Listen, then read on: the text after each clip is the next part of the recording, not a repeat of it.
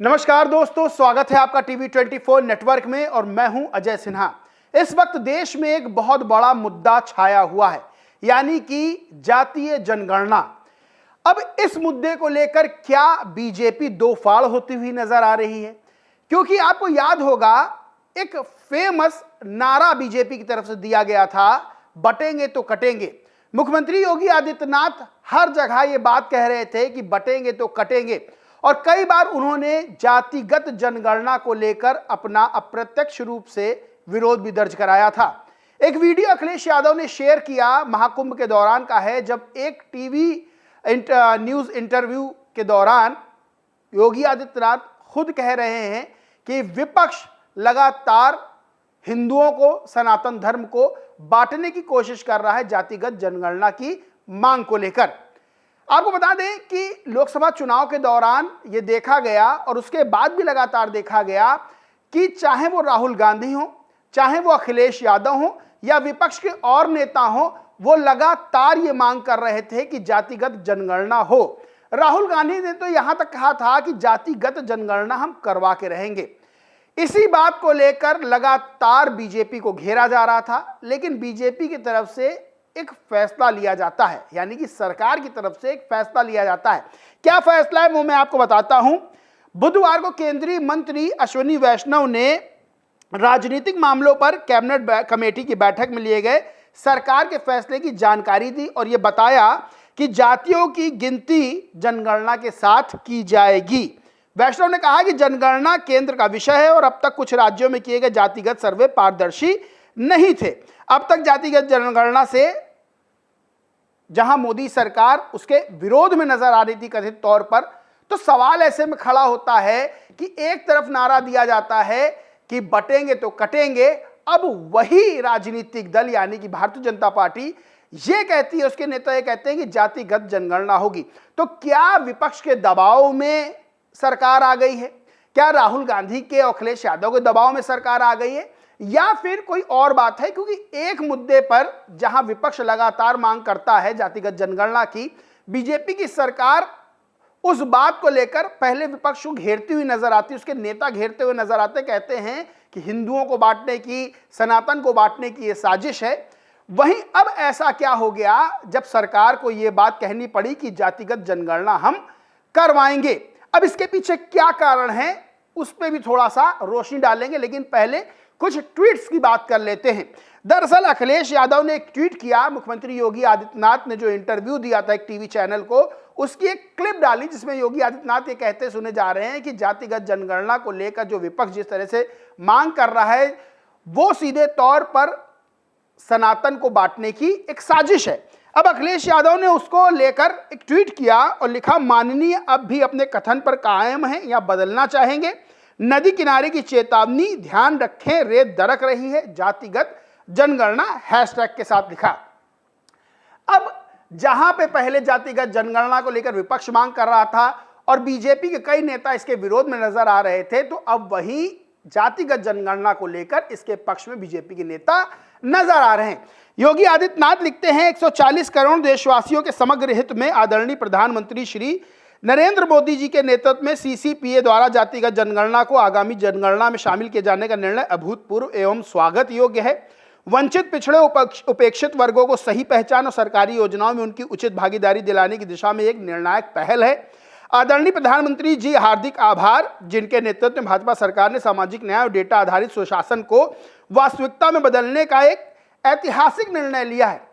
लेकिन मुख्यमंत्री योगी आदित्यनाथ इससे पहले ये कहते सुने जा रहे थे कि प्रधानमंत्री नरेंद्र मोदी सबका साथ सबका विश्वास की बात करते हैं।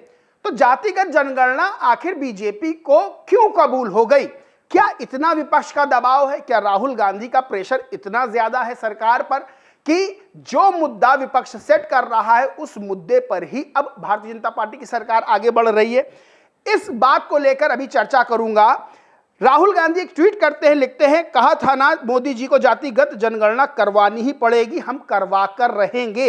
ये हमारा विजन है, हम यह सुनिश्चित करेंगे कि सरकार एक पारदर्शी और प्रभावी जाति जनगणना कराए, सबको साफ साफ पता चले कि देश की संस्थाओं और पावर स्ट्रक्चर में किसकी कितनी भागीदारी है।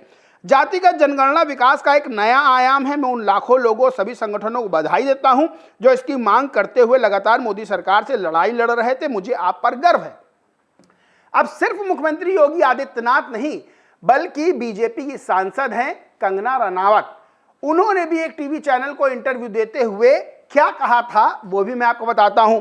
एंकर ने जब कहा था कि क्या जातिगत जनगणना होनी चाहिए, तो कंगना रनावत ने कहा था बिल्कुल नहीं। अब ऐसे में ये सवाल खड़ा होता है कि जातिगत जनगणना को लेकर सरकार आगे बढ़ी क्यों। देखिए 2025 में यानी कि इसी साल बिहार में है चुनाव, और बिहार के चुनाव भारतीय जनता पार्टी जीतना चाहती है, यानी कि एनडीए जिसमें जेडीयू भी शामिल है वो बिहार का चुनाव जीतना चाहता है। अब बिहार में अगर आंकड़ों की बात करें, जातिगत आंकड़ों की बात करें, तो सीधे से पता चल जाएगा कि आखिर यह फैसला क्या उसी चुनाव को देखते हुए लिया गया है।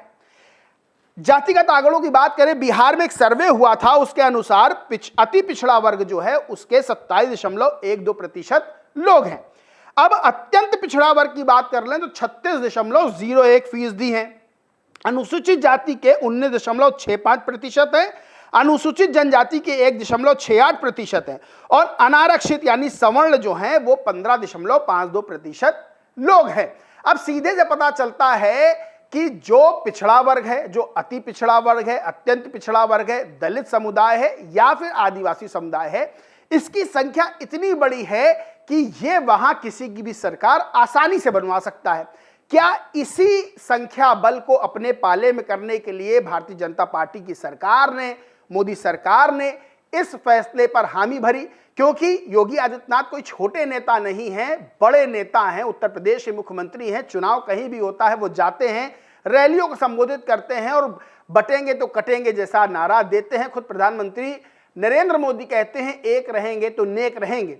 लेकिन अब जब फैसला लिया है तो उसके बाद कई तरह के सवाल खड़े हो रहे हैं, और सवाल ये खड़े हो रहे हैं कि क्या राहुल गांधी जिस तरह से जातिगत जनगणना की बात कर रहे थे, क्या अखिलेश यादव जो पीडीए का नारा लेकर 90% की बात करते हुए आगे बढ़ रहे हैं, क्या इन सब चीजों से कथित तौर पर बीजेपी घबरा गई है?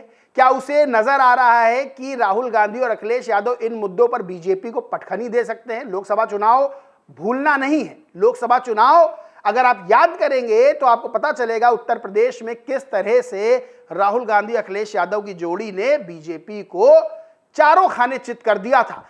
यानी कि 37 सीटें सपा ने जीती थी और 6 सीटें कांग्रेस ने जीती थी। टोटल 43 सीटों पर जीत दर्ज हुई थी और 33 सीटों पर बीजेपी समेट के रह गई थी, जो बताया जा रहा था कि 70 से 75 सीटें उत्तर प्रदेश में बीजेपी खाते में जा सकती है।